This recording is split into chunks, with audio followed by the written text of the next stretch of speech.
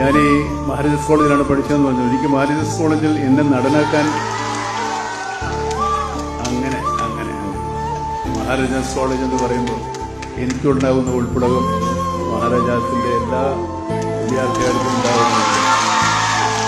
Maharajas college ഒരു കോളേജല്ല, അതൊരു വികാരമാണ്. ഞാൻ മഹാരാജാസ് കോളേജിൽ പഠിക്കാൻ വരുന്ന കാലത്ത് പഠിച്ച കാലം നിങ്ങൾ കേട്ട് കാണും.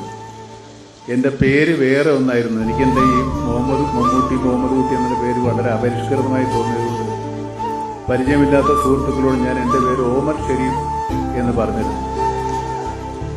ഒരു ഓമറെ എന്നാണ് വിളിക്കുന്നത്. പക്ഷേ എന്തോ ഒരു സമയത്ത് ഞാൻ കൂട്ടുകാരുമായി നടക്കുമ്പോൾ എൻ്റെ പോക്കറ്റിൽ നിന്ന് എൻ്റെ ഐഡൻറ്റിറ്റി കാർഡ് താഴെ വീണു. അതൊരുത്തൻ എടുത്തു നോക്കിയിട്ടിട നിന്റെ പേര് ഓമർ എന്നല്ല മമ്മൂട്ടി എന്നല്ലേ എന്ന് ചോദിച്ചു.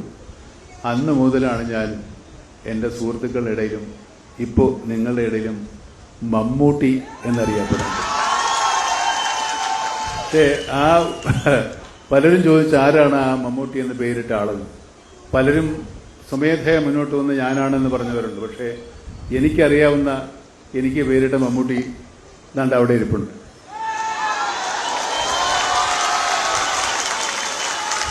നിങ്ങൾക്ക് കാണാൻ വേണ്ടി ഞാൻ പുള്ളിയെ ഒന്ന് ഇങ്ങോട്ട് വിളിക്കാം. അദ്ദേഹത്തിൻ്റെ പേര് ശശിധരൻ എന്നാണ്. എളവനക്കാടാണ് വീട്.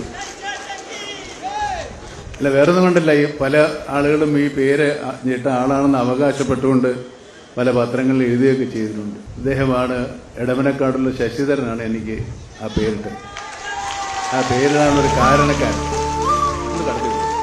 പലരും എന്നോട് ചോദിച്ചിട്ടുണ്ട്. ഞാൻ ഇയാളെ ഒളിച്ചു വെച്ചിരിക്കുകയായിരുന്നു, പുറത്തു വിടാതെ, ഒരു സർപ്രൈസ്.